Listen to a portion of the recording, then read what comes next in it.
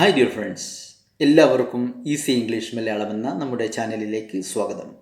I am Abdul Razak, communicative English trainer.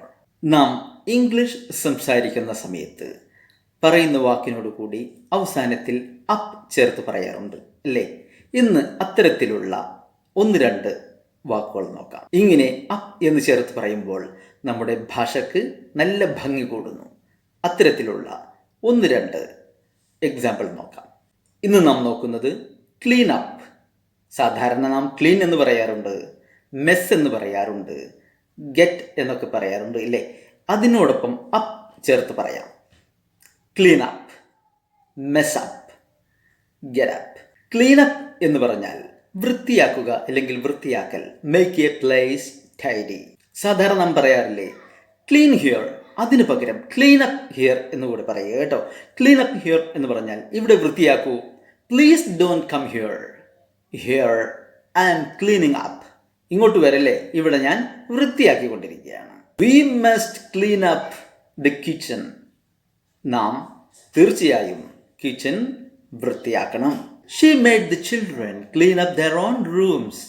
അവൾ മക്കളെ കൊണ്ട് അവരുടെ സ്വന്തം റൂമുകൾ വൃത്തിയാക്കിച്ചു. സെക്കൻഡ് വൺ, മെസ്അപ്പ് എന്ന് പറഞ്ഞാൽ നാശമാക്കുക അല്ലെങ്കിൽ കുളമാക്കുക. അവൻ അത് കുളമാക്കി അല്ലെങ്കിൽ അവൾ അത് കുളമാക്കി എന്നൊക്കെ പറയാറില്ലേ, അത് തന്നെയാണ് മെസ്അപ്പ്. Destroy or ruin. എൻ്റെ മുടി നാശാക്കലിടോ, ഞാനിത് എപ്പോൾ ചെയ്യുകയുള്ളൂ. എങ്ങനെ പറയും? Please don't mess up my hair, I have just combed it. അവരെനിക്ക് റൂം തരുമ്പോഴേ റൂം നാശാക്കല്ലേ എന്ന് പറഞ്ഞിട്ടുണ്ട്. എങ്ങനെ പറയും? They told us not to mess up the room. ഈ ഫ്ലോർ നല്ല ക്ലീൻ ആണിപ്പോൾ, നാശാക്കല്ലേ. എങ്ങനെ പറയും? Please don't mess up the clean floor. ഒന്ന്, ക്ലീൻ അപ്പ്, വൃത്തിയാക്കുക. Please clean up here.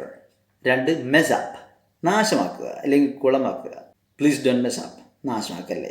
നിങ്ങൾക്ക് ഈ ചെറിയ വീഡിയോ ഇഷ്ടമായെങ്കിൽ നിങ്ങളിത് എല്ലാവർക്കും ഷെയർ ചെയ്ത് കൊടുക്കുക.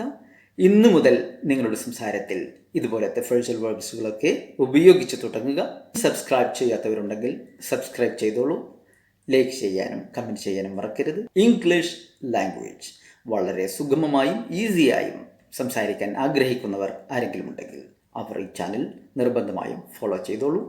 അടുത്തൊരു വീഡിയോയിൽ നല്ലൊരു ടോപ്പിക്കുമായി നമുക്ക് വീണ്ടും കാണാം. അബ്ദുൾ റസാഖ്. Thank U.